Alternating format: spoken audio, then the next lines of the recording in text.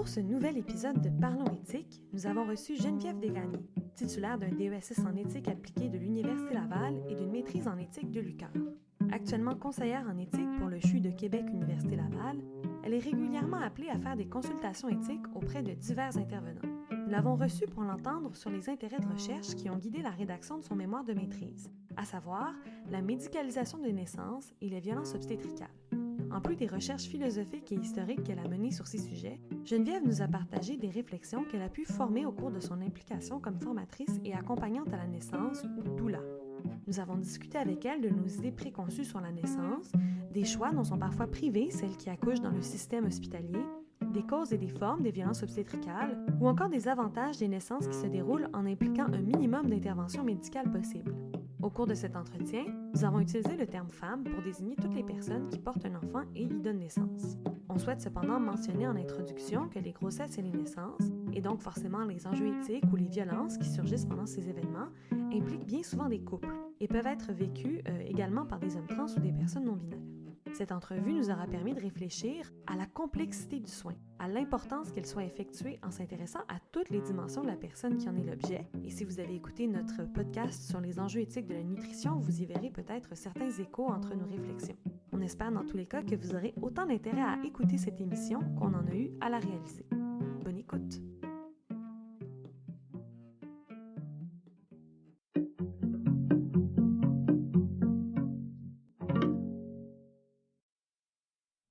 Bonjour Geneviève, merci beaucoup d'être avec nous ce matin à Parlons éthique. Tu es conseillère en éthique au CHU de Québec et également accompagnante à la naissance, un terme aussi là, qu'on peut désigner par le mot doula. Je précise ça parce que tu viens nous parler de la médicalisation des naissances, de violences obstétricales ce matin. Tu as écrit un mémoire de maîtrise intitulé Pour une éthique de l'enfantement. Alors, on est très heureux et heureuse de te recevoir ce matin. Donc, bienvenue. Merci, merci. Je suis contente d'être là aussi. Excellent, super. Donc, ce qui surprend au premier abord quand on se renseigne sur tes recherches, quand on regarde le titre de ton mémoire de maîtrise, c'est que tu parles d'enfantement, qui est un terme qu'on emploie peu souvent. Spontanément, on va plutôt parler d'accouchement. Alors, on pourrait commencer par ça, parce qu'en philosophie, on aime bien ça, discuter des mots et du sens des mots et des définitions des mots. Pourquoi le choix de ce terme? En fait, j'ai pas nécessairement choisi, de nommer, enfantement comme plutôt j'ai choisi d'évacuer le mot accouchement.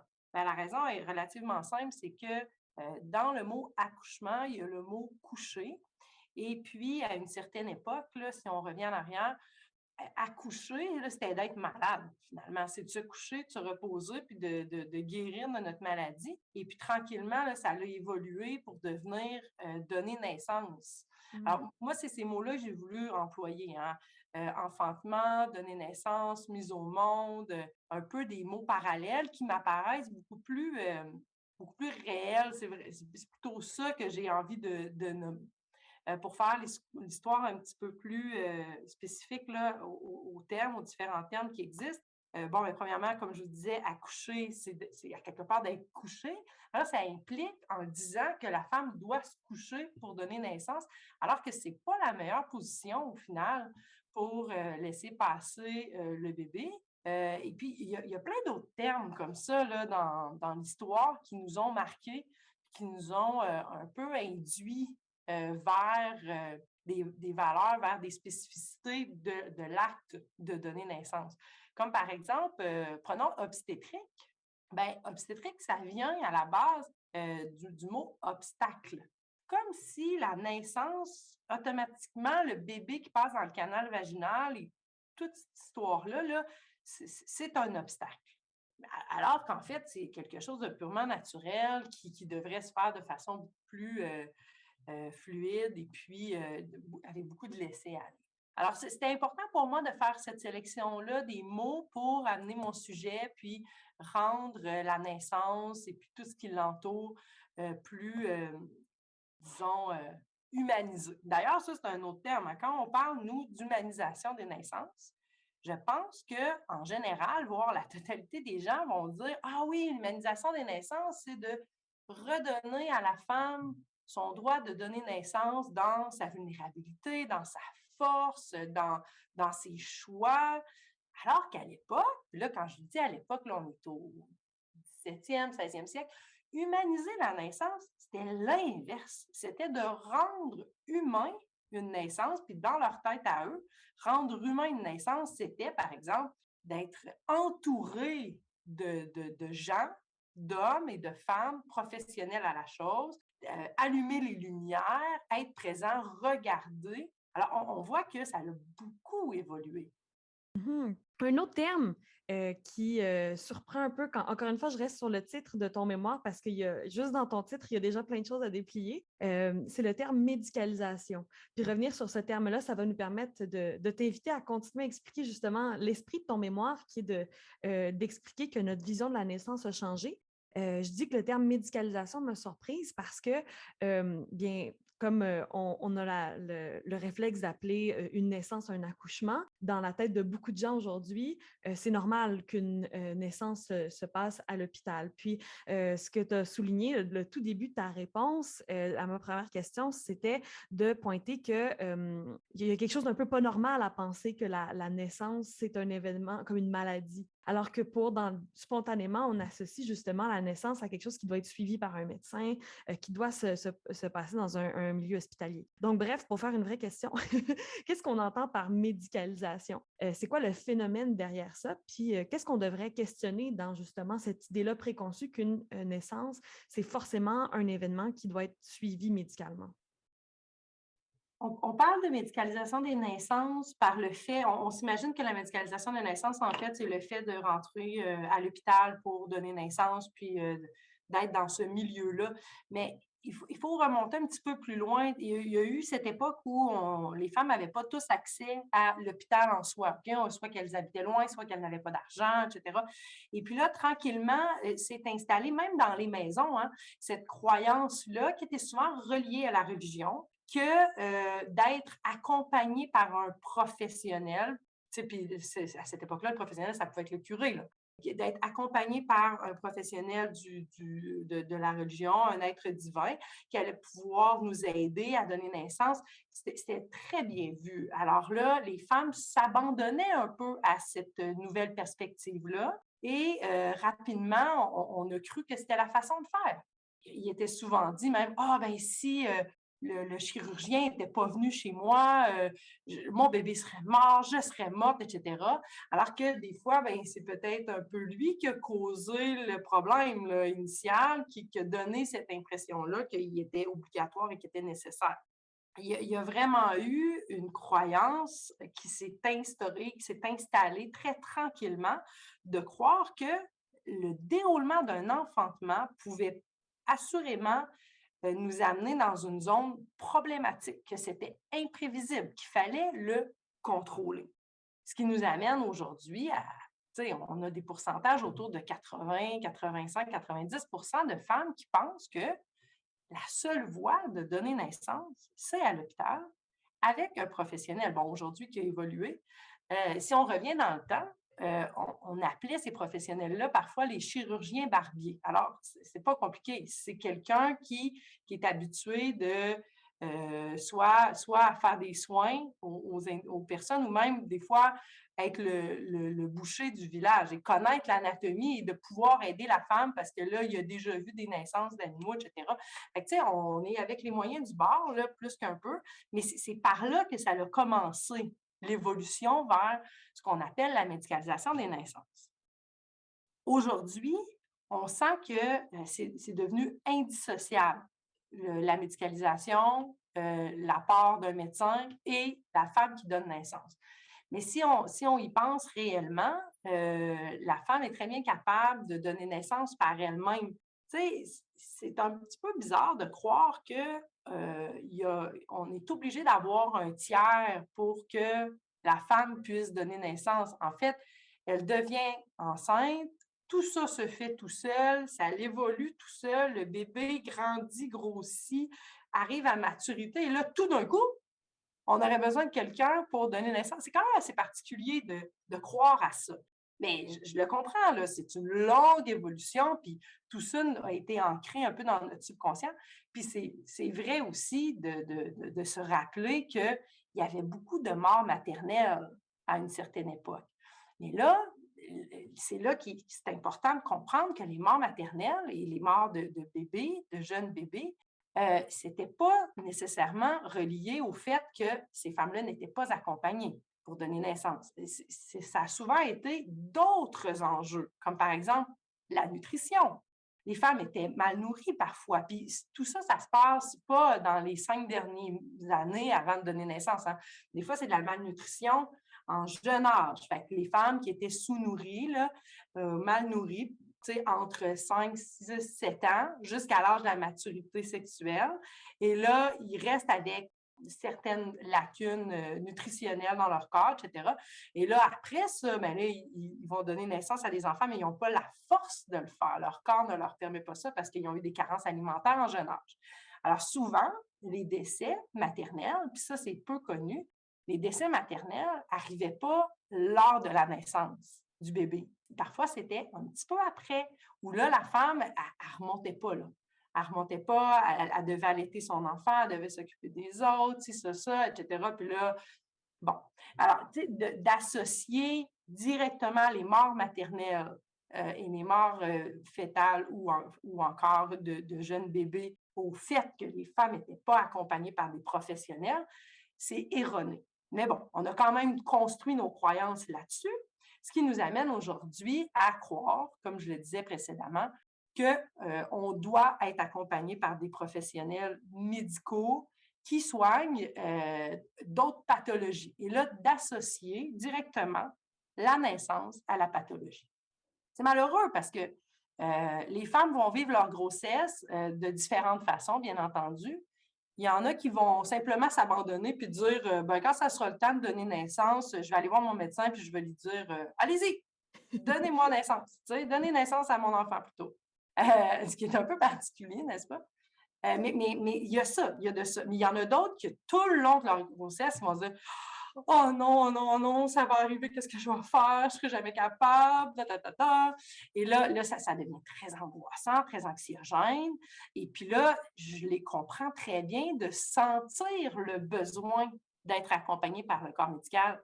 Ils sont démunis, complètement démunis. Ils sont démunis pourquoi? Ils sont démunis parce qu'elles-mêmes ne se sont pas prises en charge dès le début de la naissance, mais dès le début de la grossesse, mais aussi parce que notre société n'encourage pas ça. Ça, je trouve ça extrêmement intéressant. Les naissances sont cachées, tout comme on cache la maladie, tout comme on cache la mort. On a rentré ça dans le grand spectre du le moins on le sait, le mieux on se sent. Pourtant, ça nous arrive tous, puis on est tous démunis et non outillés lorsque c'est notre tour. Alors, voilà, je pense que la médicalisation de naissance est beaucoup plus large, beaucoup plus vaste que le simple fait de dire que la femme va à l'hôpital pour se faire accompagner par un professionnel de la santé pour que son bébé naisse. C'est sociétal, c'est extrêmement large, puis ça vient de très loin. Mmh. Donc c'est ça, c'est pour résumer un peu là, ce que tu nous as dit, quand on parle de médicalisation des naissances, on parle de l'idée que une naissance ne peut pas arriver toute seule, qu'elle doit forcément se faire en présence d'une ou d'un professionnel, puis le ou la professionnelle, c'est pas la personne concernée, la personne qui accouche. C'est cette idée-là un peu en fait, qui devrait être contre-intuitive, mais qui est Ouais, rendue intuitive précisément ouais. à cause de C'est ça. C'est vraiment particulier. Puis ici, là, je fais abstraction des rôles, hein. Là, tu Mhm. sais, certaines personnes qui nous entendent présentement pourraient peut-être penser que je parle des gynécologues obstétriciens. Mais non, je parle de l'omnipraticien, je parle de la sage-femme, je parle de tous ceux qui vont s'immiscer dans une naissance sous prétexte que c'est nécessaire, que c'est obligatoire. Récemment, je pense que ça a toujours existé, là, mais il y a quelque chose qui est en train de prendre forme un petit peu plus, c'est ce qu'on appelle des ANA, alors des accouchements non assistés. C'est des femmes qui disent ben moi, je ne vois pas pourquoi je serais accompagnée par qui que ce soit. Ce bébé-là, il a grandi en moi, tout s'est fait naturellement, le reste devrait se faire naturellement aussi. Alors là, on est complètement dans l'autre extrême. Tu sais, tout à l'heure, je parlais de la femme qui était très angoissée, qui aurait voulu avoir une césarienne à 34 semaines, exemple, ou juste à terme, là, tu sais, à 37. Et puis, l'autre qui veut absolument pas se faire toucher. Alors, on est vraiment dans deux extrêmes, à mon avis. Aujourd'hui, à l'heure actuelle, en 2022, je pense qu'on serait capable facilement de se situer à quelque part entre les deux et de pouvoir assurer une présence saine, ouverte et très collaboratrice avec la femme qui donne naissance, et à la fois que cette présence-là donne beaucoup de liberté d'action à la femme sans la dénaturer, sans lui enlever son pouvoir de donner naissance.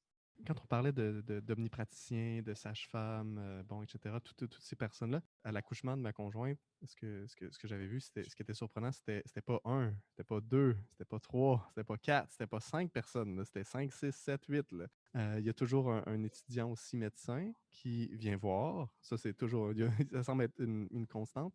Il y a toujours une infirmière qui s'occupe de toi le temps que l'accouchement se prépare. Et donc, là, on multiplie les personnes. Et quand l'enfant sort aussi, là, il y a comme une espèce d'équipe là, qui s'en vient, comme l'espèce de ravivé. Là. Donc, je voulais juste mettre en perspective pour les gens qui n'ont pas vécu d'accouchement. C'est pas un professionnel, c'est une multitude de professionnels avec, et non pas seulement, bon, on va vérifier le col est où, on va le vérifier aux 2 heures, alors qu'on sait pertinemment qu'elle sera pas, elle sera pas prête à accoucher à ce moment-là. Alors que il y a beaucoup de gens qui considèrent que c'est une espèce d'intrusion dans leur vie privée aussi, là, ce toucher-là qui est un peu forcé, qui est fait par 3 ou 4 personnes différentes. Parce que l'infirmière le fait, il faut que le résident en médecine le fasse, il faut que le médecin le fasse lui-même parce que ça, c'est la vraie mesure. Et donc, il y a toute cette espèce d'emballement-là autour des procédures qui me semble peut-être importante à démystifier pour que les gens puissent savoir c'est comment ça se passe pour vrai. Donc, est-ce que tu peux nous en parler un peu, Geneviève, même si je viens de faire déjà je viens de donner toutes les punches, là? Non, non, non, mais c'est intéressant ce que tu nommes parce que là, il y a quelque chose que tu ne savais pas puis que tu aurais dû savoir bien avant, c'est que tu avais le droit de refuser. Puis ça c'est pas dit, c'est pas su. Puis les gens sont là, ah, ben là, je vais dans un hôpital universitaire, ça va de soi que les gens vont se tester un peu sur moi. Oui, c'est vrai, mais si ça ne te tente pas, c'est possible aussi de dire, OK, là, c'est assez. Tu sais. Et puis, on oublie souvent que la femme qui donne naissance est très vulnérable. Hein. Elle est très vulnérable parce que là, imaginez-vous, tu as une contraction qui t'empêche de parler, qui t'empêche de signaler là, que ça va ou que ça ne va pas. Habituellement, d'une durée à la fin, là, habituellement d'une durée d'1 minute aux 2 minutes. Fait que là, tu as 1 minute de break pour 1 minute de contraction. Fait entre toi et moi, là, on n'a pas le temps en 1 minute de reprendre ses esprits, calculer ce qu'on veut dire, le dire, se faire comprendre, se faire entendre, puis insister. Euh, alors, c'est assez difficile. Tout ça doit être réfléchi en amont. Et puis, un peu comme je disais tout à l'heure, ben, les femmes ne sont pas prêtes à ça. Il y en a plusieurs qui s'abandonnent, il y en a d'autres qui se disent ça va bien aller, je fais confiance. Mais tu fais confiance jusqu'à où? Puis si tu ne peux pas mettre tes limites, ben, c'est très difficile. Ça nous amène à parler de cette vision fixe de l'enfantement. Ça, je trouve ça très intéressant, c'est qu'avec le temps et puis avec la médicalisation des naissances qui s'est installée, tu sais, si on revient dans les années de nos grands-mères, arrière-grand-mères, etc., c'était autre chose. Ça a continué à évoluer, mais la vision fixe a évolué, mais est restée fixe. Alors, qu'est-ce que c'est qu'une vision fixe? C'est les étapes à franchir avant de donner naissance. Alors, on a fait quelque chose de très simple, assez vulgarisé pour que tout le monde comprenne, en tout cas pour la plupart, c'est que, bon, ben, on commence par une phase de latence où là, il y a des contractions plus ou moins fréquentes. Et là, habituellement, à 4 cm, on traverse vers une phase active, où là, les contractions sont plus intenses, pour aller vers une phase de transition, la poussée, le bébé, merci, bonsoir. Mais tu sais, la naissance étant ce qu'elle est, c'est quelque chose d'extrêmement naturel, disons-le, mais pas, je veux dire naturel dans ce sens d'instinctif. Chaque individu est différent, va réagir différemment à tout, à la naissance en soi, mais à son environnement. L'individu, je parle de la femme, va réagir différemment à l'intervention d'un tiers, va réagir différemment à un paquet d'affaires. Là. On ne peut pas prévoir comment le corps va réagir, mais une chose est sûre, c'est qu'il s'en va vers l'expulsion du bébé. OK? Mais là, nous, pour comprendre, pour être capable de continuer à médicaliser, puis pour être capable de continuer à aider parce qu'oublions pas que tout ça, là, c'est de bonnes intentions, hein. On n'est pas là, il n'y a personne qui a voulu rendre ça plus difficile puis qui fait exprès, là. C'est juste qu'on est rendu tellement loin du laisser-aller que là, c'est notre référence. Donc, tout ce qu'on a mis en place, c'est pour mieux comprendre. Alors, on simplifie les choses pour mieux comprendre, pour être capable de savoir on est rendu dans quelle zone et dans cette zone-là, qu'est-ce qu'on doit faire. Alors, comme par exemple, tout à l'heure, Kevin, tu parlais des touchés vaginaux, OK? Alors, il y en a un à l'arrivée. Il faudrait bien savoir, t'es où? On part d'où? Hein? Fait que là, il y en a un deuxième après quelques heures, selon où tu étais au début, pour savoir on est rendu où, on va où. Ah, c'est tout ça, c'est la tentative de lire l'évolution de l'enfantement pour être prêt à, ben là, ça serait, j'ai de la misère à le dire, là, mais probablement être prêt lorsque le bébé va sortir. Mais j'ai envie de te demander, oui, mais quand on va commencer à avoir la tête, on va le savoir qui va sortir. Pourquoi il faut checker ça? En tout cas, ça, c'est ma perception. Mais il reste quand même que si on revient aux raisons des multiples interventions tout au long de la naissance, puis là, on n'a pas parlé d'intervention très invasive, quoique tu pourrais me dire que c'était invasif de faire des touchés vaginaux, puis je serais d'accord avec toi, mais on n'est pas dans une intervention qui, aux yeux de la médicalisation, va empêcher l'évolution de l'enfantement. Alors que moi, j'aurais envie de te dire, bien, la femme qui se fait insérer des doigts dans son vagin, ça se peut-tu qu'elle perde le momentum de son enfantement? Ça se peut-tu que ça la fasse sortir de sa bulle? Puis que ça brouille un peu les cartes de son laisser-aller? Oui, mais bon, ça, c'est pas nécessairement connu parce que au nom du suivi, au nom de comment dire, la prise de risque, là, de savoir, de ne pas savoir où on est, ben, on préfère les faire. Après ça, ben là, ce qui est intéressant que tu as nommé, qu'on peut pas faire abstraction, c'est le nombre de personnes. C'est assez particulier. Je pense que ça varie d'un hôpital à un autre. Ça varie d'une équipe à une autre. Ça varie de la disponibilité puis de l'affluence des naissances à un moment X.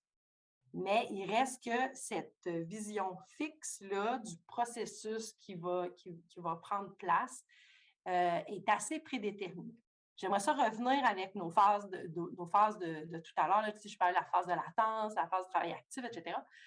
C'est drôle qu'on ait divisé ça de façon aussi claire. Bien, c'est drôle, oui et non. On comprend que c'est pour mieux le comprendre, le mieux que ça soit, comment dire, palpable. Tu sais. Mais c'est quand même particulier parce qu'il n'y a absolument rien dans la vie qui est coupé au couteau. Absolument rien. Tu sais, ce serait bien surprenant que la naissance, ça passe du travail de latence à 4 cm et là, pouf, ça traverse directement au travail actif. Puis là, ben, let's go, madame, là, vous êtes rendu dans le travail actif, puis ça va bien aller pour le reste. On ne le saura jamais. Il y a eu un protocole il y a plusieurs années là, qui disait, c'est assez simple, pour que ça avance bien, parce que là, au-delà de tout ça, Kevin, il y a aussi l'idée qu'il y a des attentes. Hein? Fait que la femme devrait donner naissance dans tant d'heures. Puis la vision fixe inclut ça, les attentes. Alors, si tu romps tes membranes, par exemple, ben, on s'attend que tu donnes naissance dans les 24 prochaines heures. Sinon quoi? On va intervenir. On va faire une césarienne parce que là, le bébé va avoir été trop longtemps. Donc, ça, c'est des protocoles qui sont faits depuis longtemps. Puis, on les applique, tout simplement. Mais ça nous amène à dire que chaque élément est bien calculé, est bien chronométré, etc. Alors, une femme, notre attente en milieu hospitalier, c'est que la femme évolue de 1 cm à l'heure. Fait que sa dilatation devrait évoluer à 1 cm à l'heure. Bon, il y a une certaine flexibilité, heureusement de plus en plus, mais si après 2, 3, 4 heures, si tu n'as pas dilaté davantage, bien là, on va commencer à ne pas aimer ça, tu sais. Puis à dire, bon, ben là, il faudrait peut-être penser à faire quelque chose, tu sais, pour accélérer le travail. Fait qu'on va avoir tendance à faire des interventions à ce moment-là, de diverses natures. Tu sais, ça pourrait être juste rompre les membranes, par exemple, ce qui est relativement non intrusif comme intervention, quoique. Et ou d'autres, jusqu'à donner carrément là, des hormones pour accélérer le processus. Fait que voyez-vous, on est vraiment dans une attente de performance. Puis c'est là que ça m'amène à dire, mais on est à la recherche de quoi? On est à la recherche d'un résultat. Alors, le résultat, c'est quoi? C'est la naissance du bébé. Et voilà, et c'est tout. C'est la naissance du bébé, une maman, un bébé en santé à la fin de cette aventure-là. Mais qu'est-ce qu'on fait de l'aventure? Alors, le processus est souvent moins important ou moins considéré. Tu sais, l'intention, ce n'est pas le processus, c'est vraiment juste la finalité. Et là, moi, ce que je dis, c'est que la finalité, elle peut apparaître belle et parfaite parce qu'on a une maman qui respire, qui va bien, qui n'a pas d'hémorragie, qui semble en forme. Et on a un bébé qui est dans les mêmes conditions. Alors voilà, c'est réussi. Mais qu'est-ce qu'il y en est de l'empreinte psychologique qu'on lui met dessus, la pression qu'elle a vécue, tout après, comment elle va se souvenir de son enfantement. Elle va s'en rappeler de son processus. Elle va s'en rappeler des étapes qu'elle a dû franchir. Elle va s'en rappeler des gens qui étaient dans la salle. Elle va se rappeler de micro-détails que personne ne se rappelle. C'est vraiment un passage extrêmement important, cet univers de l'enfantement-là, incluant la naissance du bébé, le bébé en soi, mais aussi le processus. Et puis souvent, j'ai l'impression qu'avec la médicalisation des naissances, ou du moins pas avec la médicalisation des naissances, mais avec le système qu'on a actuellement, parce qu'oublions pas qu'il y a des naissances qui se passent dans le milieu hospitalier où il n'y a personne qui a touché à la femme, là. Il y en a. Hein? Et puis, ben, il reste tout de même qu'on a un petit peu mis de côté le processus. Puis je trouve ça malheureux parce qu'après ça, après une grande expérience comme ça que plusieurs vont appeler un rituel féminin, il y a un paquet d'affaires là, autour de ça, là, l'espèce de sphère là, du féminin autour de la naissance, etc. Qu'est-ce qui reste aux femmes? Qu'est-ce qui reste aux femmes les années suivantes? On va souvent remarquer que les femmes qui ont eu des enfantements naturels sans intervention, où elle a été l'actrice principale hein, de cet événement-là avec son bébé, qu'elle a vraiment été au centre, etc., on va souvent remarquer un empowerment, une espèce de sentiment de superwoman ou de citoyenne très épanouie, d'une femme qui a pris contrôle de sa vie, de ses ambitions, elle fonde une famille, etc. Il y a ça dans les femmes qui donnent naissance de façon libre, disons, naturelle. J'ai de la misère à nommer les bons termes parce qu'il y aurait des critiques sur à peu près tous les termes que je pourrais utiliser, mais bon. Versus les autres femmes où, là, ils ont senti qu'elles n'avaient pas été respectées. Ils ont senti que c'était pas elle qui était au centre du processus de l'enfantement, c'était plutôt le corps médical qui, lui, devait donner naissance à 8 autres femmes en même temps qu'elle, qui avaient eu 2 césariennes, qu'il fallait former les résidents au travers tout ça. Elle a senti que c'était pas elle qui était au centre. Et là, ça, c'est difficile à nommer. Parce que tu veux pas être cette femme-là, puis tu veux pas avoir pu profiter à 100% de ton enfantement. Mais là, maintenant, c'est fait. Et là, tu es pris avec un passage que, tu sais, ça a duré une vingtaine d'heures, tout ça. Puis là, tu as juste envie de le mettre dans une boîte, puis plus jamais en parler parce que tu as l'impression de ne pas avoir été à la hauteur, mais en même temps, tu en veux au système qui ne t'a pas mis en première place. C'est quand même très difficile à nommer. Est-ce que tu es une moins bonne citoyenne pour autant? Je ne crois pas. Ce que je veux dire par là, c'est que les gens, les femmes qui ont eu accès ou qui ont eu l'occasion ou la chance, nommons-le comme on voudra, de pouvoir bénéficier de toute la liberté de donner naissance, ont un petit plus. C'est ça que je veux nommer. En tout cas, c'est quand même quelque chose d'assez délicat dans le système où on est, puisque on le sait, on a des niveaux de péridurale puis de médicalisation de naissance à 90% pour un premier bébé. Fait que on ne se surprend pas que toute cette gang-là de femmes sont en accord puis qu'ils vivent bien là, avec ça.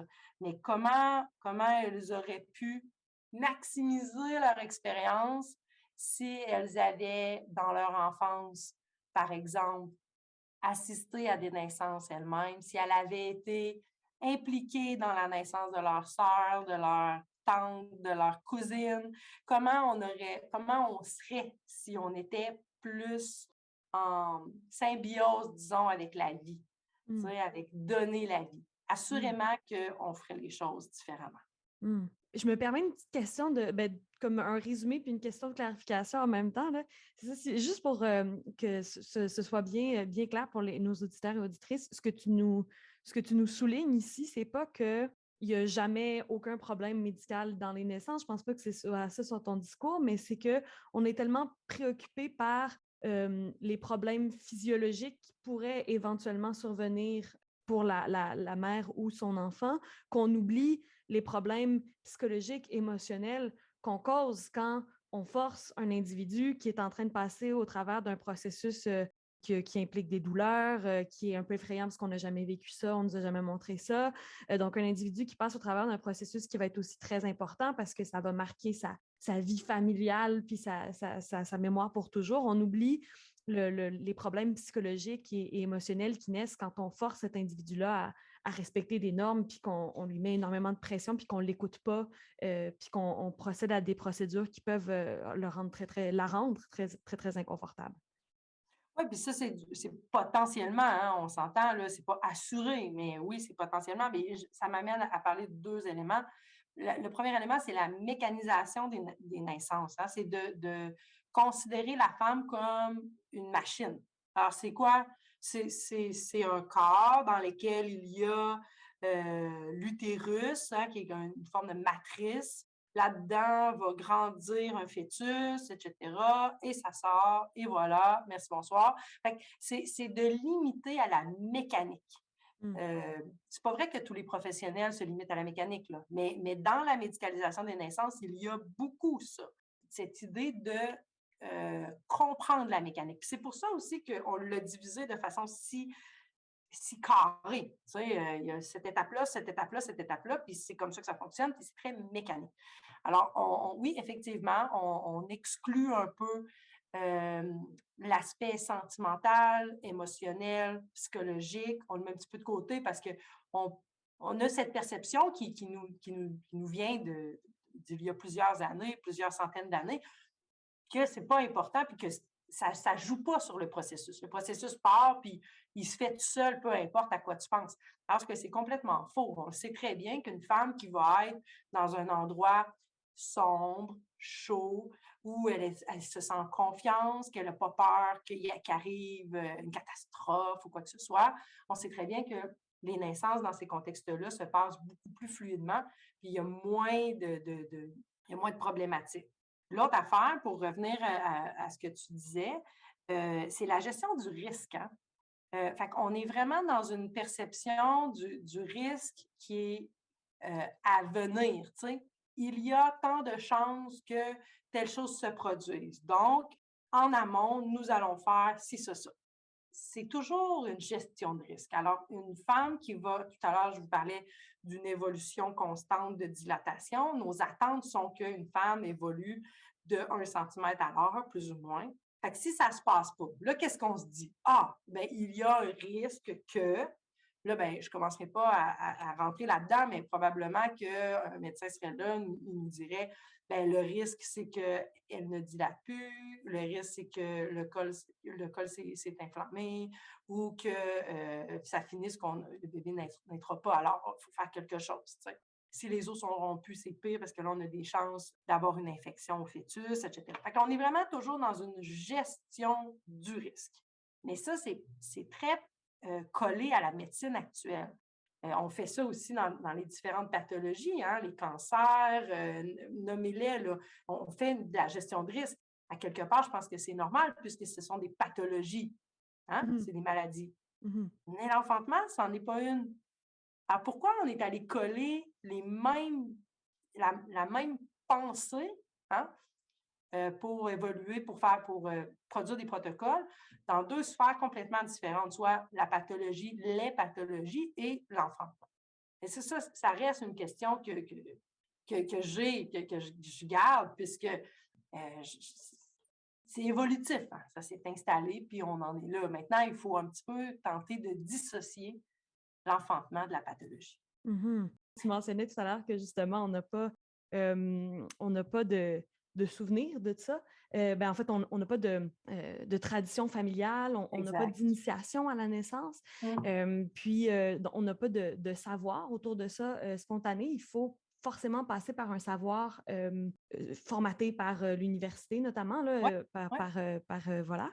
Puis on peut, encore une fois, penser qu'il y a des avantages à un savoir médical, puis à un savoir qui est formé par la communauté scientifique, mais il me semble qu'il y a aussi dans l'histoire des mécaniques qui font en sorte que les femmes ont moins accès à ces savoirs-là, alors que ça devrait, ça devrait les intéresser. Puis je pense Mais, que c'est quelque chose que tu évoques dans ton mémoire, ouais. justement, cette perte-là du savoir par les femmes, le fait qu'elles n'aient pas justement ce matériel-là, qu'il y ait une espèce de tradition qui s'est perdue. Je ne sais pas si c'est le terme que tu emploierais. Ben oui, on pourrait parler de tradition perdue ou d'omniprésence de la médicalisation qui a amené la perte de nos traditions. Tu sais, l'œuf ou la poule, c'est un peu difficile, là. Mhm. Mais une chose est certaine, c'est que dans ce que tu nommes là, tu as aussi qu'est-ce qui nous a amené à arrêter d'avoir accès à tout ça? Il y a beaucoup de pudeur là-dedans. Hein, et puis, un élément que je veux nommer, par rapport aux problèmes pathologiques qui pourraient arriver lors d'un enfantement, faut bien comprendre que je suis très consciente qu'il y en a, hein. Mhm. Et puis oui, c'est vrai qu'une femme pourrait décéder en enfantement si, elle n'est pas suivie, s'il n'y a pas, une certaine forme de suivi, d'accompagnement médical. Mais il faut à mon avis, c'est la pathologie dans l'enfantement et non pas l'enfantement est Comme pathologie. pathologique. Mhm. Ah, tu sais, c'est là la distinction. Puis des fois, quand j'en parle, puis tout comme moi, je suis convaincue que l'enfantement n'est pas pathologique. Il y en a d'autres qui croient complètement l'inverse. Et puis là où on s'accroche, c'est de tout mettre dans le même bateau et de faire ce que j'ai parlé tout à l'heure, l'espèce de médicalisation fixe. Hein, Mhm. l'enfantement déjà tracé d'avance où tu rentres dans un canal puis toutes les femmes devraient donner naissance de cette façon-là. C'est ça qu'il faut déconstruire, en fait. En déconstruisant ça, on va se rendre compte rapidement qu'il y a des femmes qui n'ont pas besoin d'être Mhm. assistées, qui peuvent toutes faire ça tout seul, puis qu'il y en a d'autres, ben, au contraire, elles ont besoin d'une césarienne. Mhm. Parce que il y a un réel problème, un réel enjeu qui peut brimer la vie là, carrément de l'un ou de l'autre. En fait, OK. tantôt, tu Oui. parlais là, que les femmes pouvaient avoir des problèmes en fait, physiologiques qui pouvaient survenir après la naissance. Et quand on en avait discuté un peu, tu avais dit une phrase qui m'avait vraiment choqué où on disait les gens accouchent, donc enfantent couchés, et ensuite, bon, vite, vite, on se lève. Parce Hum, qu'il faut que je m'occupe de l'enfant, faut aller travailler le plus vite possible. Et ce que tu avais dit, c'est on devrait accoucher debout et ensuite ouais. se coucher 40 jours, ce qui était une espèce de pratique là, qui était avant. Est-ce que tu pourrais nous parler un peu de cette espèce d'inversion entre le coucher et le debout qui me semble vraiment intéressante? Ça? Ouais. Tout ça est régi par ce désir de performance. Si tu es couché, puis que pour donner naissance, là, bon, péri, couché sur le dos avec un médecin, là, c'est très performant, hein, parce que ton médecin il est capable de faire 5-6 autres salles de naissance, puis parce que tu as une péri, toi, tu sens pas la descente du bébé, donc on peut attendre. Hein, ça s'appelle du leg pushing. En fait, on attend que le bébé arrive vraiment au début, là, de la sortie du vagin. Et là, quand le médecin est prêt, il vient et il dit OK, bon, ben, c'est beau, là, le bébé est assez proche, on va commencer à pousser. Alors là, il va y avoir une poussée qu'on appelle une poussée dirigée, où on va te dire comment faire. etc. Alors, c'est très performant dans ce sens où ton médecin, il peut faire plein de choses, pas seulement être avec toi puis attendre que ça finisse puis pas trop savoir on en est où parce que là, il y a plein d'autres éléments, là, puis tu n'acceptes pas qu'on fasse le toucher, puis là, tu sais, etc. Fait que c'est dans l'esprit de la performance. Alors, ça, c'est le coucher la femme pendant la naissance.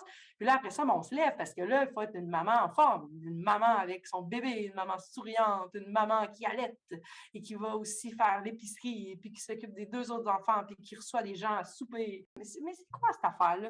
Il y a comme un désir de performance, alors que si on revient au corps, OK? Puis au ressenti des femmes, alors du côté psychologique et du côté physique. Alors, si on revient au physique, bien, la femme qui donne naissance, elle a été avec un fœtus pendant 9 mois dans son organisme. OK? Alors, ce fœtus-là, qu'est-ce qu'il a fait? Il a grossi, bien entendu, on voit les belles bedaines de maman enceinte, mais il a poussé les organes aussi, là, hein? Il en a déplacé un par en haut, l'autre par en bas, il a écrasé la vessie, il a effoiré l'autre affaire, bon, etc. Alors, quand le bébé sort, ces organes-là, c'est comme un casse-tête que tu as lancé dans les airs, là. Vous avez déjà joué au 54 ramasses, hein? Tu jettes les cartes partout à terre, tu ramasses tout ça. Bien là, le corps de la femme, il est un peu comme ça. En plus du périnée qui a probablement été un peu, brisé, potentiellement déchiré. Alors, si on se lève debout, notre fameuse gravité qui était si essentielle lors de la naissance de notre bébé, parce que ça fonctionne quand même mieux à genoux, à quatre pattes, debout pour donner naissance, puisque la gravité nous aide. Là, la gravité, on ne la veut plus, là, parce qu'il n'y a plus de bébé dans la bedaine qui retient les organes à un endroit qui n'était pas les leurs. Mais là, il faut se coucher pour aider les organes à venir se redéposer au bon endroit, faire des exercices pour ramener le périnée, ramener les organes à leur place, se renforcer, etc.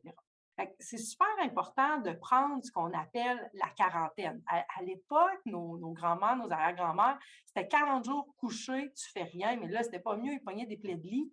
Alors, il faut savoir installer un équilibre dans tout ça. Ce qu'on propose souvent, ce qui est l'idéal, c'est la première semaine, c'est coucher. Mais là, je le sais, il y a plein de femmes qui font « Oui, j'ai été couchée. » Non, tu étais assis, semi-assise dans ton salon à écouter des séries. Ça c'est pas coucher. Coucher. Alors, horizontal complètement pendant la première journée à du 85-90%, sinon plus. Là, tu sors, tu vas faire pipi, tu vas prendre ton bain, tu te promènes un peu, puis tu vas te recoucher. Et tu fais tes exercices de respiration pour ramener ton périnée à sa place, puis aider tes organes à se remettre elles aussi. Et là, la deuxième semaine, ben là, c'est une bonne idée d'aller prendre un peu un bain d'air, aller dehors, etc. Fait que là, on est dans du 80% couché. 75-80% couché. Et tranquillement, là, la troisième semaine, après la naissance, un petit peu moins, pour qu'au bout de 40 jours, bon, ben, on a fait beaucoup, beaucoup de temps couché. Et puis, c'est extrêmement important. Il y a une femme qui s'appelle Karine, la sage-femme, qui parle du mois d'or, ou le 4e trimestre, c'est aussi appelé comme ça. C'est les mois qui suivent la naissance du bébé. Et ça, dans notre conception actuelle de l'enfantement, qu'on entend majoritairement, ça n'existe pas. Hein? On donne naissance et puis c'est terminé. On a un nouvel être parmi nous et puis voilà. Mais ce n'est pas vraiment comme ça que ça se passe. Hein? On le sait, dans les premières semaines, les femmes qui veulent allaiter vont installer l'allaitement. Et ça, c'est quand même long, assez difficile parfois. Et puis, c'est comme une usine à l'allaitement, c'est offre et la demande. Alors, il faut que le bébé tète assez souvent. On parle de 10 à 12 fois par jour. Alors, faites votre calcul, là, c'est pas long qu'on se rend compte qu'on donne le sein aux 2 heures. Ça, c'est sans compter les tétés groupés le soir où le bébé n'arrête plus, puis il veut boire, puis il veut boire, puis il veut boire, puis il veut boire. On est assis avec le bébé au sein pendant 3 heures. Fait que, tu sais, voyez-vous, là, on est là-dedans. C'est où on trouve le temps d'aller faire du cardio-poussette? Je me questionne encore. Moi, je ne le vois pas, mais bon. Et dans tout ça, là, cet univers-là, du 2-3 mois après la naissance, là, l'espèce de mois d'or ou encore le 4e trimestre, c'est un endroit, c'est un espace-temps qui n'existe plus. Hein? C'est particulier. Là. Le bébé grandit extrêmement vite. On dirait qu'on est à l'extérieur de l'univers, on voit notre bébé grandir et il faut profiter de ces moments-là. C'est aussi à ce moment-là qu'on va alimenter le lien d'appartenance avec le bébé, l'espèce d'union qui est en train de s'installer, prendre soin de soi en tant que nouvelle mère, prendre soin du bébé, prendre soin de l'univers familial, etc. Fait que c'est un moment qui se doit d'être au même titre que le 1er, le 2e, le 3e trimestre, une zone très, comment dire, charnière, là. Je ne sais pas comment dire, là, quelque chose de très révélateur pour la suite. Alors, il faut en profiter pleinement et puis entièrement. Pas pour rien qu'on a maintenant des congés payés à ce moment-là. Maintenant, il faut savoir attraper l'occasion. Oui, puis on souligne, puis on a une pensée pour beaucoup de femmes qui n'ont pas ces congés payés aussi. C'est une autre raison de plus qui souligne l'importance de ces congés-là. Là, t'as très bien, ça explique, puis ça justifie très bien ça, puis ça montre comme une injustice qu'il y a d'autres personnes qui les aient pas. Donc, voilà. La question que je voulais formuler était plutôt sur un autre sujet. En fait, tu nous as très bien expliqué, en fait, les avantages qu'on a à avoir une vision moins médicalisée de la naissance, et les avantages à ce qu'on laisse les naissances se produire plus naturellement, entre guillemets, enfin, avec le moins d'intervention possible, on va le dire comme ça. Mais il y a aussi des inconvénients à la médicalisation des naissances. Puis tu nous as souligné quelques inconvénients. Bon, d'abord physiologiques. Hein, on parlait justement du fait que ce n'était pas l'idéal pour les organes d'accoucher assises, ce qui est généralement fait, on le souligne, je pense, pour avantager le personnel médical, pour qu'il puisse mieux voir l'événement. Donc, c'est généralement ce qui justifie la position couchée. Mais il y a aussi des avantages, comme on mentionnait, émotionnels, psychologiques. On a parlé d'intrusion dans le processus dans le corps des femmes. Et dans ton mémoire, tu parles de violence, carrément de violence obstétricale. Alors, c'est un thème qu'on souhaitait aborder aujourd'hui, d'abord parce qu'on commence à en parler, mais c'est quelque chose qui est, je pense, encore relativement peu connu. Je ne sais pas si beaucoup de nos auditeurs et auditrices entendent ce terme-là fréquemment. Donc, qu'est-ce qu'on entend par violence obstétricale? Mais c'est un univers qui est assez délicat à aborder, là. Premièrement, je pense que le premier enjeu, là, c'est la définition du terme violence. Puis, il y a plusieurs années, on a été capable de mieux le définir avec la violence envers les femmes, là, la violence conjugale, entre autres. On a été capable de nommer la violence psychologique. Là, tu sais, là, on a fait une division, violence physique, violence psychologique. Là, on a été capable de mieux définir tout ça parce que cette croyance que la violence est uniquement physique, ben dans le terme violence obstétricale, on passe un peu à côté parce que c'est pas nécessairement ça, hein? C'est pas le médecin ou bon, l'intervenant, appelons-le l'intervenant médical ou je sais pas trop. C'est pas nécessairement cette personne-là qui va taper ou tirer sur la femme, des trucs comme on n'est pas là-dedans. Hein? C'est beaucoup plus raffiné, c'est beaucoup plus délicat. Et puis, plusieurs ne se rendent même pas compte qu'elles ont vécu de la violence obstétricale.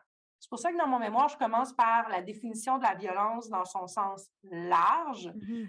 Qu'est-ce que c'est que la violence et différents types de violence? Et puis, pour ensuite parler de la violence obstétricale, qui est en fait une violence vers une femme qui donne naissance. Maintenant, on appelle ça violence obstétricale et gynécologique là, parce qu'on élargit le spectre vers simplement les femmes dans un milieu où elles ont des soins. Ce qui m'amène à dire qu'il y a des violences qui sont directes, des violences qui sont plutôt indirectes. Et puis, je pense que c'est important de bien le nommer dans cette idée d'être capable de le reconnaître soi-même en tant qu'individu qui le vit. Alors, la violence directe, là, c'est relativement simple. C'est quand tu te rends compte ici et maintenant qu'il se passe quelque chose, puis que les mots qui sont employés, par exemple, ou les actions, les gestes qui sont faits sont empreintes de violence. Alors, par exemple, de se faire tirer sur un bras ou de se faire taper ou de se faire dire qu'on est ci ou qu'on est ça, ou etc. Fait que là, ça c'est relativement simple. La directe, là, je pense que tout le monde est capable de s'imaginer de quoi ça a l'air.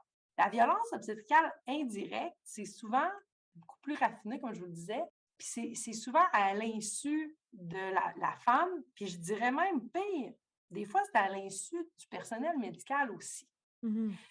C'est que parfois, il y a des façons de faire qui ont été apprises, qui ont été vues, qui ont été répétées. Et là, l'intervenant médical refait ça sans se questionner. Alors, quand le bébé ne passe pas, on est encore dans notre gestion de risque, on en parlait tout à l'heure. Là, je vous donne un exemple. On est dans une gestion de risque, on dit le bébé ne passe pas, le périnée est trop serré, on fait une épisiotomie, puis le bébé sort, puis tout le monde est content. Mais là, comment ça s'est fait, ça? Alors, est-ce qu'on a parlé d'un consentement? Est-ce qu'on a dit à la dame, bon, ben, ton périnée est trop serré, il est trop tonique, on devrait peut-être faire une petite coupure dedans, ça s'appelle une épisiotomie. Est-ce que tu serais d'accord à ce qu'on fasse ça? les avantages sont ceci, cela, les inconvénients sont ceci, cela. Alors, qu'est-ce que tu en penses? Bon, là, je sais bien, il y en a plusieurs qui vont se dire, ouais, mais c'est parce qu'on n'a pas le temps de faire ça tout le temps. C'est vrai. C'est vrai, on est pris dans cette idée du temps. Le temps, il va vite. On peut avoir un bébé en détresse. Il faut que ça sorte, etc. C'est l'option qu'on a choisie. On le fait. Puis là, après ça, on dit, ah ouais, mais je ne l'ai jamais dit. Hein? Puis en même temps, je me permets, avant de te laisser poursuivre, mais il me semble que le consentement, c'est la base en bioéthique. Puis il n'y a pas d'autre opération médicale où on ne s'assurerait pas d'expliquer avant qu'elle ait lieu précisément là, au patient, à moins, je sais pas, on parle d'une chirurgie à cœur ouvert, puis là, tout à coup, il faut changer de méthode, puis la personne est endormie. Mais je veux dire, il me semble qu'il n'y a pas d'autre opération médicale où on considérait que le consentement du patient est secondaire. Puis là, tout à coup, on médicalise la naissance, mais comme on n'applique pas ce principe-là de bioéthique. Mais encore là, Romane, là, dans l'exemple que tu viens de donner, le cœur ouvert, là, avec le patient qui est couché, mais on va aller voir la famille. Là. Il faut un consentement. Et puis, c'est assez particulier. Fait que là, oui, il y a cette idée d'évacuer le consentement, mais il y a aussi l'idée de croire que le consentement est implicite. Elle a dit oui pour tout ce qui va se passer à l'hôpital. Oui, parce qu'elle est à l'hôpital. Elle est à l'hôpital, alors il me semble que ça va de soi. Ça va de soi, les touchés vaginaux, ça va de soi, les interventions nécessaires aux yeux du médecin. Mais là, c'est là qu'on évacue cette idée de collaboration. Puis moi, je trouve ça extrêmement important de le nommer, ça, parce qu'aujourd'hui, c'est terminé, là, la médecine paternaliste où le médecin, il dit, ben voici, là, c'est comme ça que ça va se faire, puis merci, bonsoir, on n'en parle pas, tu sais. On n'est plus là, on est dans un échange. Le patient, et où, là, ici, tu sais, encore là, le terme patient, moi, je suis extrêmement mal à l'aise de parler de patient quand on parle d'enfantement, puisqu'on n'est pas devant une patiente, on est devant une femme qui donne naissance. Et puis que ce n'est pas une pathologie, donc c'est ma perception, mais bon. Alors, on est devant cette femme-là qui a un droit de penser, qui a un droit de réfléchir, qui a un droit de vouloir ou de ne pas vouloir, au-delà de la compréhension, la gestion du risque par le professionnel. Puis là, je veux bien qu'on me comprenne, là, ici, là, on n'est pas dans une conception pathologique d'un événement XY dans l'enfantement. Parce que je le comprends très bien, là, une dystocie d'épaule, on n'a pas vraiment le temps de faire quoi que ce soit. Il faut se dépêcher. On ne va pas dire à la dame, ah ben là, tu sais, là, ton bébé est en dystocie d'épaule, il faudrait peut-être... Non, c'est l'urgence, mais un peu comme un accident de voiture, un peu comme... Alors, c'est difficile de gérer l'enfantement de façon très claire et très catégorisée, puisqu'il y a un paquet d'événements qui peut arriver. Mais là où je veux en revenir avec la violence obstétricale indirecte, c'est que parfois, je dirais souvent, la majorité du temps, on a de l'espace pour discuter. C'est pas vrai qu'on est toujours dans l'urgence. C'est pas vrai. C'est une conception de l'urgence, mais c'est pas l'omniprésence de l'urgence. On a le temps de discuter avec les personnes qui sont en place. On a parlé beaucoup de la femme depuis tantôt, mais il ne faut pas oublier que plus souvent qu'autrement, c'est un couple. Hein? Ils sont là, ils sont deux. Ils veulent parler ensemble, ils veulent prendre des décisions communes. Il faut les inclure, il faut être là pour eux, il faut leur donner une information juste. Alors, souvent, ce qu'on voit dans la violence obstétricale, c'est une approche délicate, empathique, qui donne vraiment une belle impression d'ouverture. Et là, la femme prend une décision qui lui est amenée de façon tellement clairvoyante. Tu sais, l'intervenant est là, puis il dit, tu sais, il faudrait vraiment faire ci, il faudrait vraiment faire ça, non. Puis là, ce qu'on apprend finalement en parallèle ou de l'extérieur de la situation, c'est que l'intervenant médical, il a finalement poussé pour simplifier sa propre vision de la chose et sa gestion du risque à lui. Comprends-tu? Et puis là, c'est pas voulu, là. Il fait pas ça de façon vilaine ou malhonnête. On n'est pas là-dedans du tout. Ça a été appris comme ça. L'application du protocole, l'application d'une façon de faire. On revient à notre vision fixe, hein, l'enfantement dans un cadre. Alors, le professionnel qui n'a pas vu beaucoup d'enfantement libre, parce qu'il est là. Il est professionnel, oui. Automatiquement. Bon, c'est ça. On se comprend. Il n'est pas sensibilisé à la grande force de la naissance, il n'est pas sensibilisé à la grande puissance des femmes pour donner naissance par elle-même, alors ils croient, comme on en a parlé précédemment, qu'il est essentiel. Mhm. Hein? Mhm. Alors, on est dans une médicalisation de la naissance où le professionnel se sent responsable, carrément responsable de ce qui se passe, et puis va tenter par des paroles, par des manières d'être, de sensibiliser la femme à sa propre vision des choses et l'amener dans une direction. Et là, on ferait tous ça, je le comprends, sauf qu'au bout du compte, qu'est-ce que ça fait? C'est que des fois, sinon souvent, les femmes vont prendre des décisions qui n'auraient pas été les leurs. Et là, ce qui arrive, c'est qu'on parle d'une cascade d'intervention. Alors, une première intervention, malheureusement, va rarement se terminer seule. La cascade d'intervention, c'est relativement simple. C'est de la petite intervention à l'intervention beaucoup plus invasive pour corriger de petit à petit là, les défauts de l'intervention précédente. Alors, je vous donne un exemple.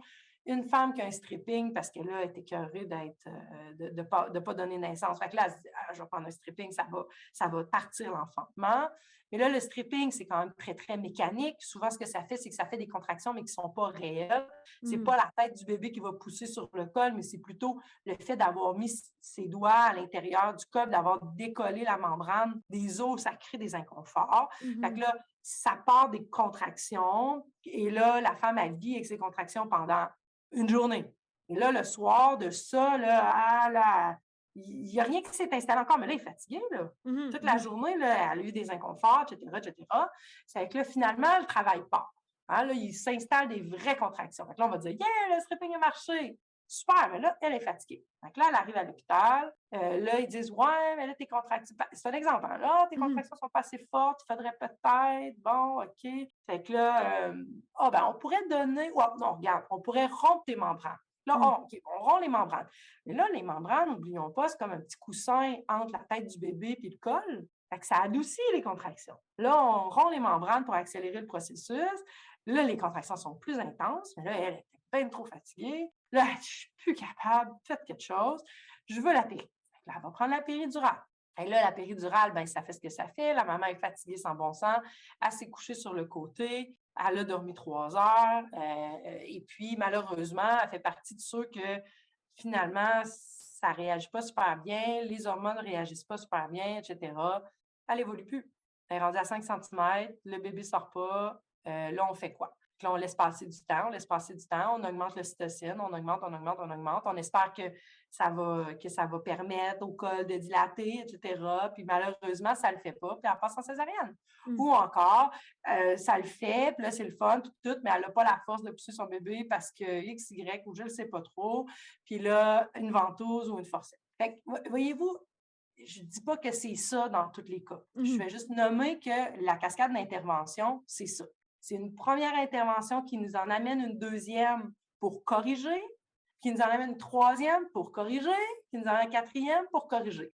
C'est malheureux. Moi, je le vois comme ça. Ça ne veut pas dire que les professionnels médicaux vont le voir de la même façon, mais une chose est sûre, c'est que c'est présent, c'est méconnu, et à quelque part, dans mon livre à moi, ça fait partie de la violence obstétricale, tout ça.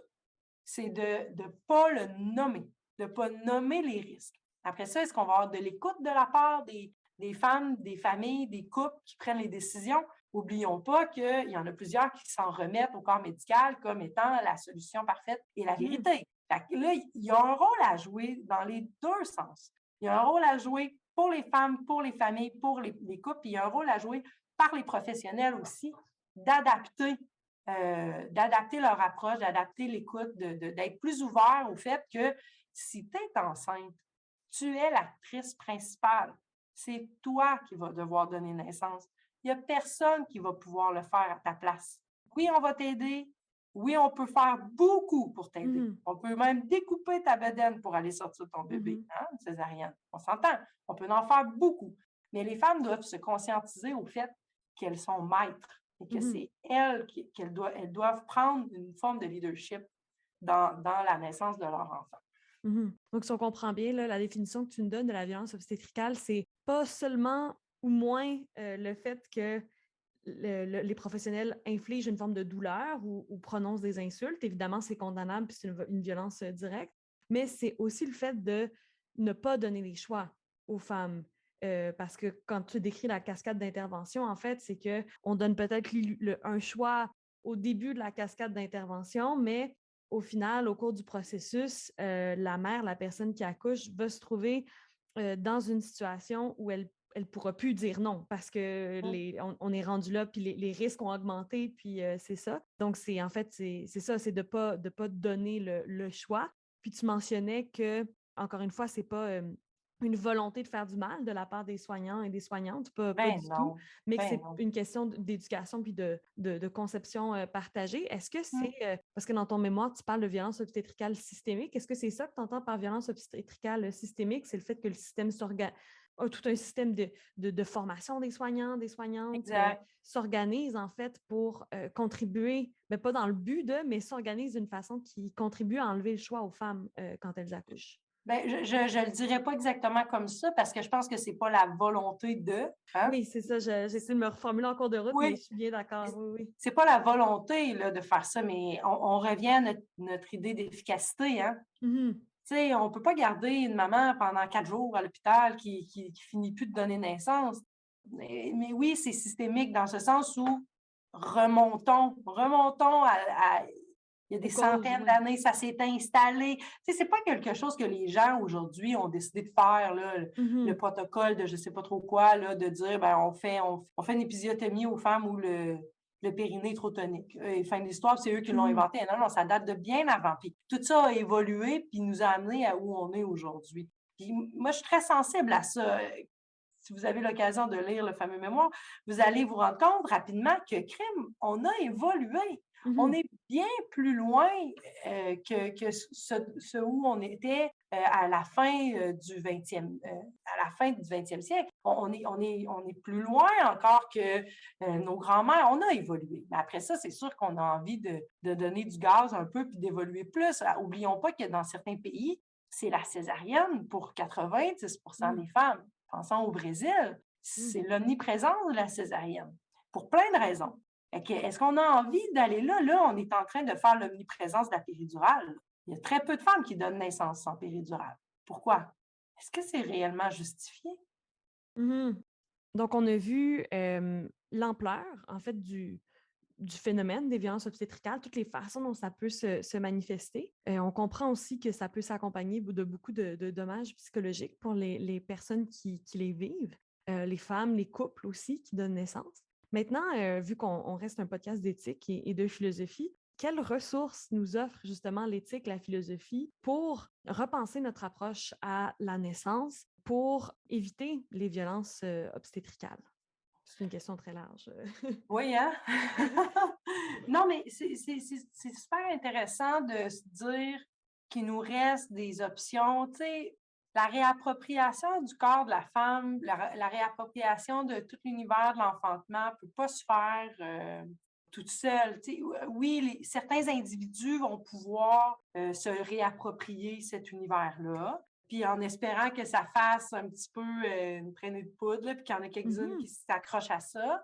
Mais ultimement, puis de façon sociale, on a de la misère, tu sais, on a de la misère. Pourquoi? Ben, pour plein de raisons. On les a un petit peu nommées tout à l'heure, le fait qu'on n'est pas baigné là-dedans du tout, jamais, jamais, puis qu'à un moment donné, ça arrive, qu'on se sent démuni. Ça, c'est la raison principale, à mon avis. Mais là, c'est là qu'on a un rôle à jouer. Bon, premièrement, offrir l'accès, offrir plus d'accès à nos jeunes, à nos adolescents, adolescentes dès le jeune âge, mais plus jeunes encore, que les femmes acceptent que leur progéniture soit là lors de la naissance du petit dernier. C'est le genre d'affaires qui devrait être fait, qui devrait être encouragé. Puis souvent, on entend ah ouais, ben là, ça fait peur, ça y a du sang. Ouais, mais les enfants, ils ne voient pas ça de cette façon-là. En général, là, moi, pour avoir interviewé quelques enfants, en bas âge encore, ou même adolescent ou début adulte, comment tu as vécu la naissance de ton petit frère,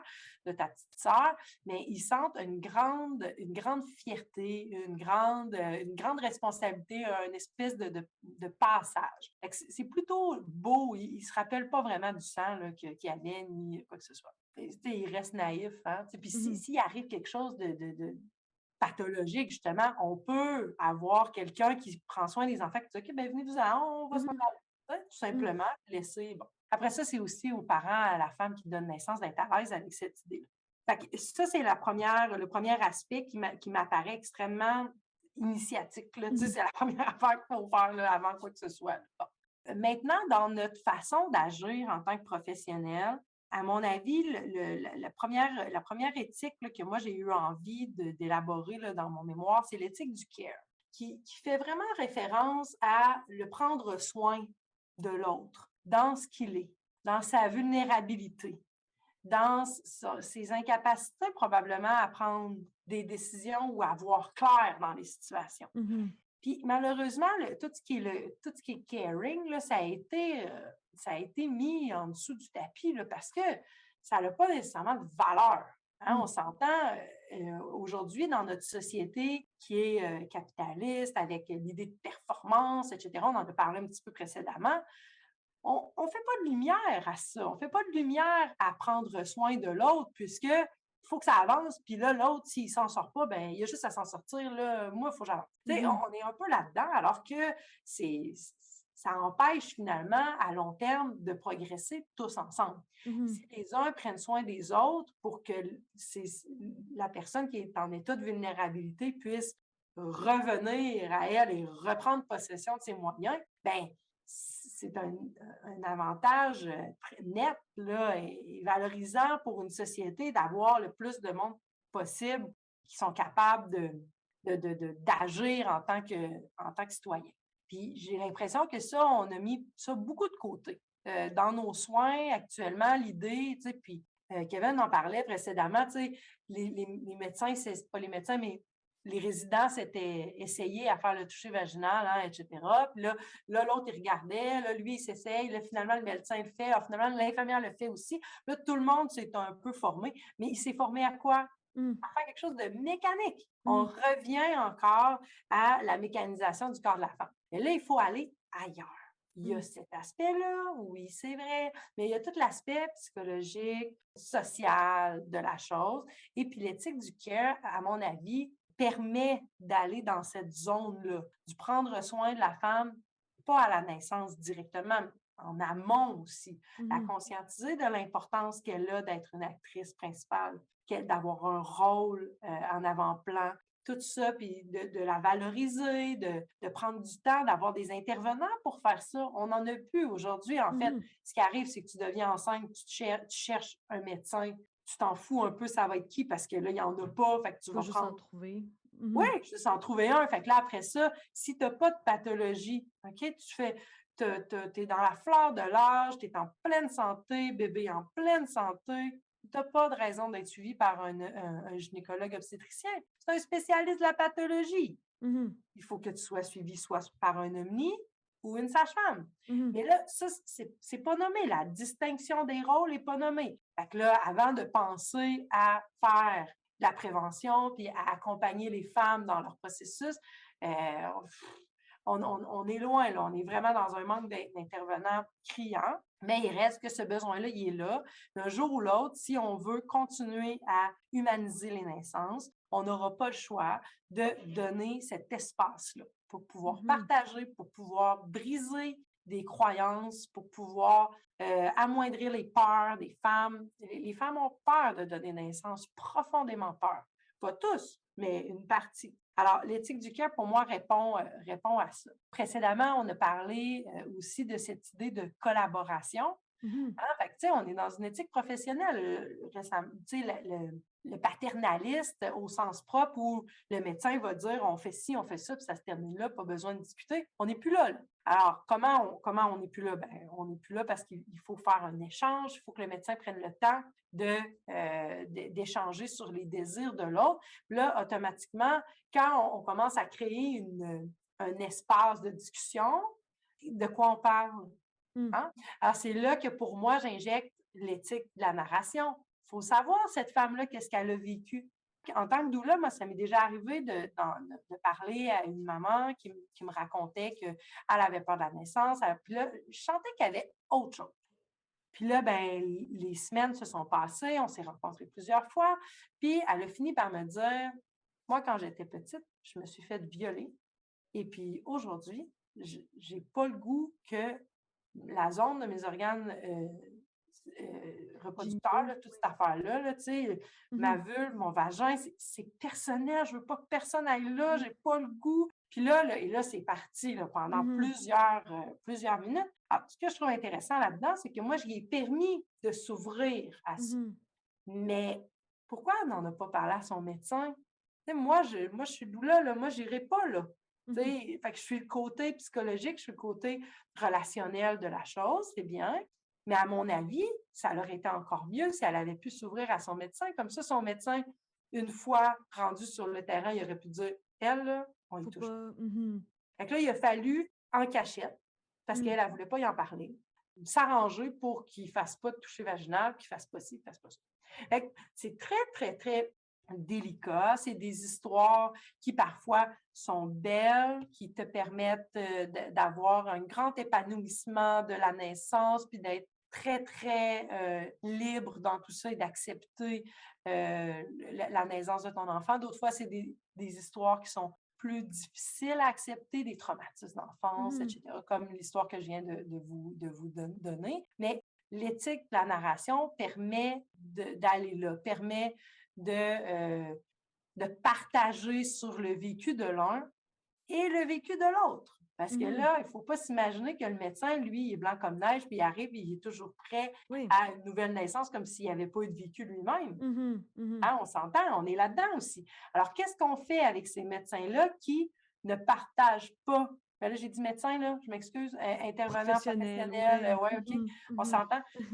Ces professionnels-là qui n'ont pas d'espace de partage. Alors, Mhm. là aussi, on est dans le avant. Il faut permettre aux individus qui œuvrent auprès des femmes de pouvoir se libérer de certains traumatismes ou de certaines conceptions erronées qu'ils ont. Mhm. Tu sais, si on pouvait être plusieurs autour de la table, dire ah oui, moi j'ai vu telle femme, elle a donné naissance de cette façon-là, ça a super bien été. Ah ouais, mais moi la dernière fois j'avais vu ça, ça a tellement fini en catastrophe. Ah ouais, mais là, etc. Tu sais, de pouvoir Mhm. partager, de mélanger les histoires, puis de justement, disons, détruire des concepts qui sont un peu, qui sont pris dans un carcan juste parce que tu les as vécus et que tu n'as pas pu les partager. Mhm.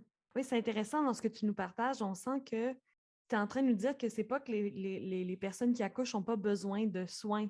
C'est qu'elles n'ont pas besoin d'un soin qui est pathologisant, puis mécanique un peu, là.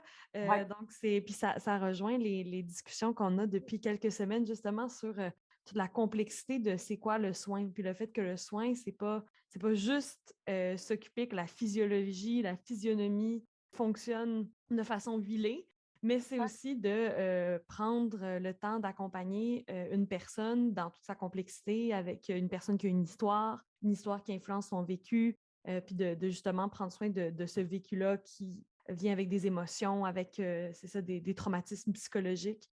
Donc, il me semble que c'est ce que tu nous invites, justement. On ne veut pas abandonner non plus les femmes qui accouchent puis dire qu'elles devraient faire ça absolument tout le temps toutes seules, mais montrer que le soin dont elles ont besoin, c'est plus complexe que malheureusement ce qu'on conçoit actuellement. Mais exactement. Puis je pense que la phrase qui résume bien là, tout ça, là, c'est d'offrir un soin avec les femmes et Mhm. non pas pour les femmes. Mhm. Ça, pour moi, là, ça permet bien de comprendre, tu sais, dans quel univers on est. Si tu travailles avec quelqu'un versus tu travailles pour quelqu'un, il y a un univers, là. Mhm. Mhm. Tout à fait. Finalement, moi, j'ai investi du temps dans un mémoire pour me demander c'est quoi qu'on veut que ça soit la naissance. Mhm. C'est ça la question fondamentale, tu sais, c'est de se questionner sur qu'est-ce qu'on veut que ça soit dans une vie, une naissance. C'est un acte incroyable, là. Imaginez-vous, là, on est capable, les femmes, de construire un bébé complètement, et puis de donner naissance à une nouvelle vie. C'est complètement fou. Alors, je trouve ça très malheureux d'exclure le processus puis d'en faire quelque chose de secondaire. À mon avis, ça pourrait être un élément déterminant dans une vie. Mhm. Déterminant, puis la satisfaction d'avoir donné naissance est certainement plus intéressant que le goût amer qui nous reste à vouloir l'oublier. Mmh. Alors, ben, c'est des très, très belles paroles de fin. Puis, on espère que nos auditrices et auditeurs vont reprendre ces questions, se les approprier, se les poser. Merci beaucoup, Geneviève, d'être venue nous parler aujourd'hui Ça fait de plaisir. cette éthique de l'enfantement. Puis, on a bien senti aussi dans ce que tu nous disais que beaucoup des problèmes actuellement viennent du fait qu'on ne parle pas de ces problèmes-là. Donc, d'en avoir parlé avec toi aujourd'hui, je pense qu'on a un peu contribué à la répandre, cette éthique, cette nouvelle vision de la naissance. Merci beaucoup. Merci Geneviève.